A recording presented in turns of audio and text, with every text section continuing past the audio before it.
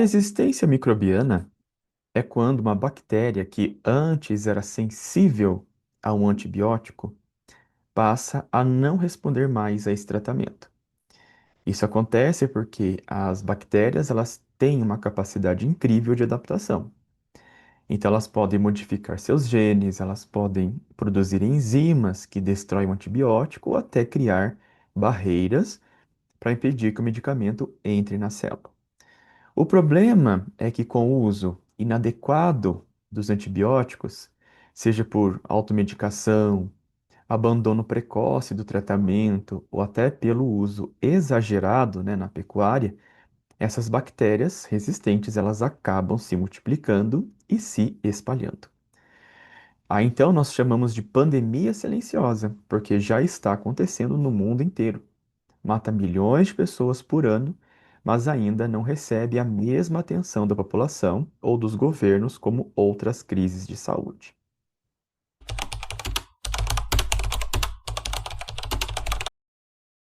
Sim, antibióticos na pecuária e na agricultura podem impactar a resistência bacteriana em humanos.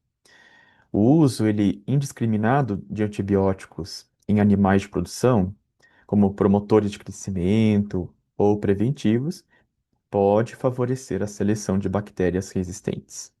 Essas bactérias ou genes de resistência podem alcançar os seres humanos por meio da cadeia alimentar, o contato direto ou até pela contaminação do solo e da água. É o conceito de One Health. Saúde humana, animal e ambiental estão interligadas.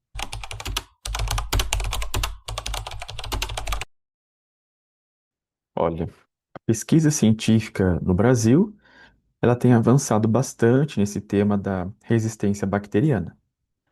A gente tem grupos de pesquisa em várias universidades e instituições que trabalham desde a parte mais básica, entendendo como a bactéria se desenvolve, né, desenvolve essa resistência, até proposta mais aplicada, ou seja, como o uso de plantas medicinais, probióticos, né, e até a nanotecnologia pode, atuar nesse problema.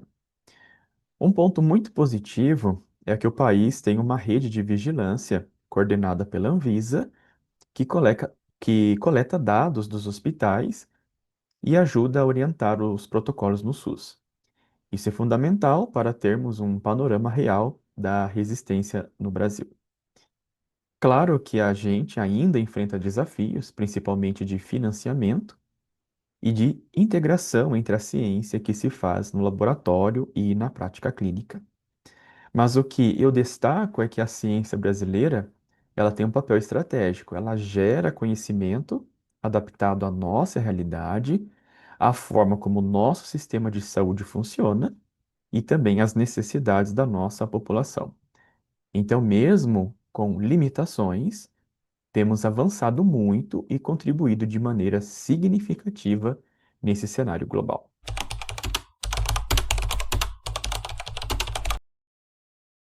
Eu comecei minha trajetória acadêmica, na biologia, como professor de educação básica. Depois eu segui para o mestrado e doutorado em microbiologia e imunologia, sempre muito interessado na interação entre micro-organismos e o sistema imune. Aí, ao longo da minha formação, eu fui percebendo como a resistência bacteriana não era apenas um desafio laboratorial, mas um problema de saúde pública de enormes proporções. Quando passei a atuar como professor no curso de medicina e nas áreas da saúde, esse tema ele ganhou ainda mais peso, porque vi a importância de formar profissionais conscientes do uso racional de antibióticos.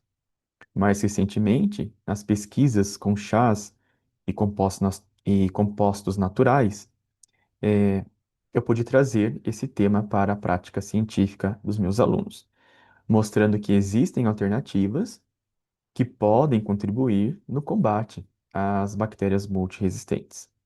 Hoje, posso dizer que a resistência microbiana, ela é uma prioridade tanto pela relevância científica quanto pelo impacto direto na vida das pessoas e no futuro da saúde.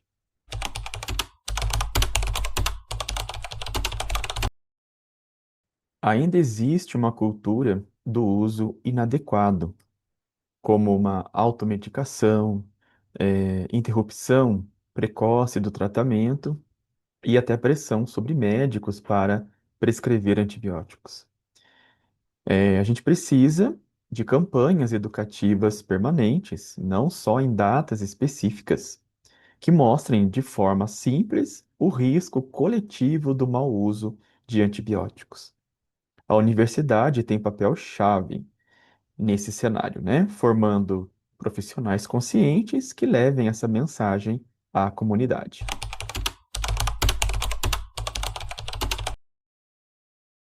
O Brasil, ele possui o Plano Nacional de Prevenção e Controle da Resistência aos Antimicrobianos, um documento que foi publicado em 2023 e ele está alinhado ao Plano Global da Organização Mundial da Saúde.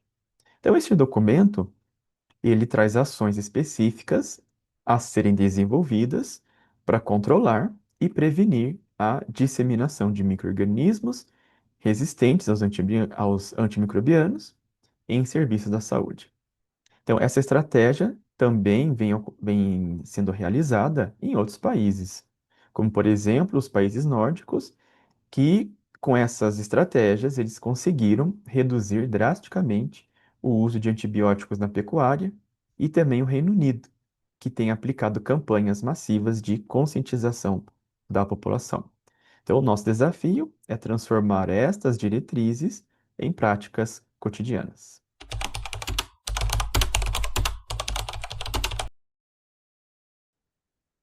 Os impactos negativos, eles estão atrelados ao aumento do uso empírico de antibióticos em pacientes internados, mesmo em casos sem infecção bacteriana confirmada. Isso pode ter acelerado a seleção de cepas resistentes.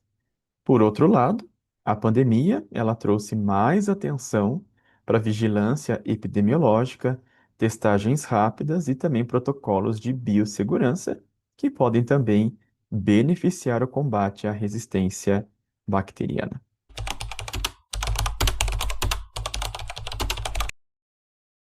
Eu gostaria de deixar então a seguinte mensagem a três públicos diferentes: a população em geral, aos profissionais da saúde e aos gestores públicos. Então, a população em geral, eu deixo a mensagem de não usar antibióticos sem orientação médica. Aos profissionais, prescrevam de forma responsável, seguindo protocolos e avaliando risco e benefício. Aos gestores públicos, invistam em vigilância, pesquisa e educação. A resistência microbiana não é um problema do futuro, ela é uma crise atual que exige ação imediata e integrada.